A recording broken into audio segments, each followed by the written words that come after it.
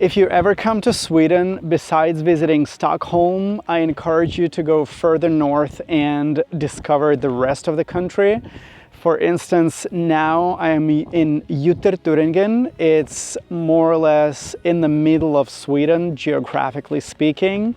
And here you can discover all this beauty, the nature. It's calm, tranquil, peace and quiet. There are barely any people, and you can have all the water and the river all to yourself, right? I think it's a great place to discover. So don't just go with the famous places, but also discover the places you've never heard of. And in summer, if you're a summer person, don't worry. Sweden is not very cold in summer. It's great. The temperatures can reach up to 30 degrees. As you can see now, I'm wearing shorts and a t-shirt, and it's around 11 o'clock. By the way, this is one important fact here, that the sun here, for example, in June and July, the sunset is very late. The sunset can be at around 11 p.m. and basically the sunrise is at around 3 a.m. Like the 24 hours a day is a daylight, and this is, I think, something incredible to discover and to experience. Hey guys, I'm still in Ytterturingen, and to be precise, at this Ljungans campsite, and today they're holding a fishing competition here, so let's go and see what it's all about. Ljungans campsite is a small place in Ytterturingen.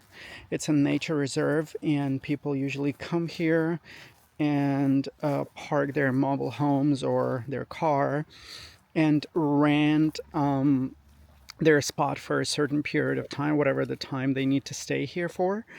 And they have to pay online. It's all done on the basis of trust, because there is literally never anyone to control who is staying there and who isn't. And it makes me feel so happy that these kind of places still exist somewhere, which is great. So now we're gonna go ahead and have a closer look what it's like. So this is how the payment system for the campsite works. Here you can see you can pay with Swish or cash in an envelope. So you either use this QR code and send the payment online, or just place the money in an envelope and leave it right here in this mailbox. So here you can see regular cars, vans, and also mobile homes, the bigger ones, with basically just like a whole home inside. Here they're making some burgers. So people are relaxing, having fun. The weather is great today, so it's easy to sunbathe. There is a dock here that you can go to, sit down and relax and enjoy the fabulous views. So now I think the competition is about to start, and they're going to be weighing fish that they caught. During Haverö, a festivity week in Haverö, which takes place in July, there is a fishing competition held here at Ljungans campsite. It's held every year and draws people from nearby villages and towns. They work in teams for a possibility to win a prize for the biggest fish or for the biggest amount of fish caught. How much was it, Barbara? It was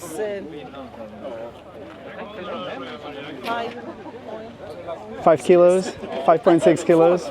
4 kilos. Yes. 4 kilos? Yes, 4 kilos. Well done. Did you go fishing yourself? No. Yeah? We are a team. Okay. Okay, well done. Teamwork. As you can see, kids also participate in their own category, and they got some prizes. Well done. So now the results are being counted, and we're gonna find out who the winner is. So people are now gathering because they're going to announce the winners of the competition. All the numbers have been counted, and we're waiting for the results. Woo! Oh, Barbara actually won something. She told me she was not gonna win, but she has actually won. Congratulations, Barbara. I guess this fishing competition is a way for people to get together, a possibility to just chat and spend time relaxing, having some snacks, and yeah, just to meet up and catch up with their friends and neighbors and so on. I think it's a fun thing to do, really. Barbara told me a secret, don't tell anyone. But we are not sure what they're gonna do with the fish. They might not eat the fish. They might put it back in the water and the bears are gonna have them. To my surprise, the fish is then not eaten or sold, but rather used for a different kind of purpose. As is the bear hunting season in the area, they keep the fish for bear baiting.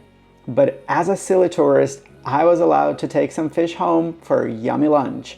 Yay! My Swedish is not that great, but as far as I understood, people had to bet on different teams and guess which team was going to win the competition.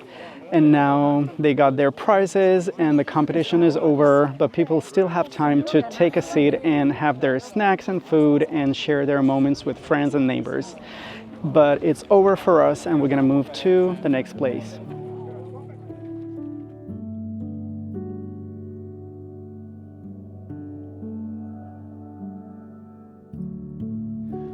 We already left the village and we're on the way deep into the forest.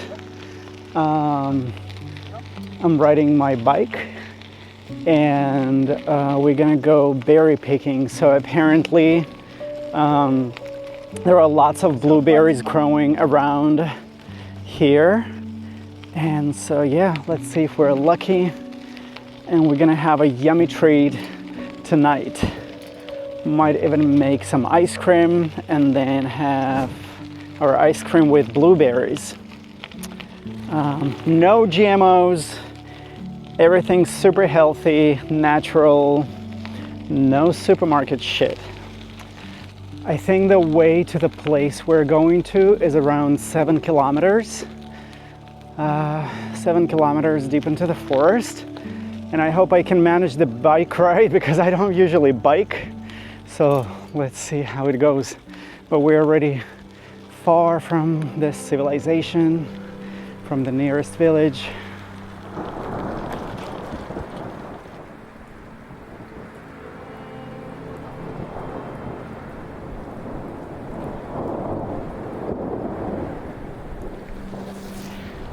So it's raining pretty hard now. All right, I can taste the water. I can drink the water right from the sky. Oh my God. But it feels so great, to be honest. It feels just great. Freedom and the forest. And I can see the lake or the river, whatever it is. Nobody is around. Wow, it's just amazing. Anyways, we're still on the way to get the berries, if we can find those. Anyways, all right, I made it to the place. I got all soaked, but I can make it through the rain. I can stand up once again. I'm here and ready to go berry picking. I have my basket. Have a look at this one. And my berry picker. I gave it a name. I don't know what the name of the tool is, but you use it to pick berries. So let's go inside the forest.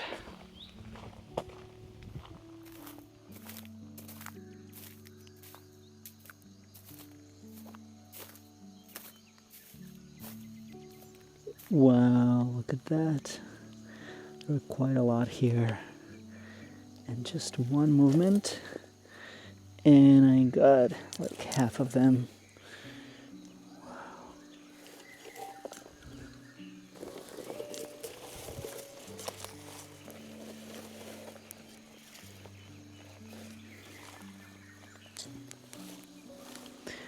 I gotta say, it's not an easy task to spot the blueberries here, but the experience itself is great. It's like being connected to nature.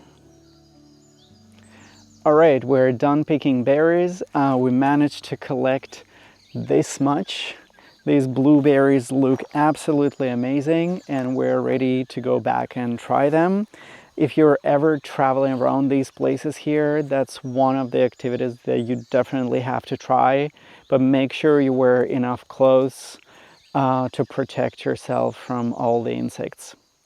But anyhow, it was totally worth it, and I'm sure I will remember this experience for a long time. Alrighty, we're done berry picking and we're on the way home.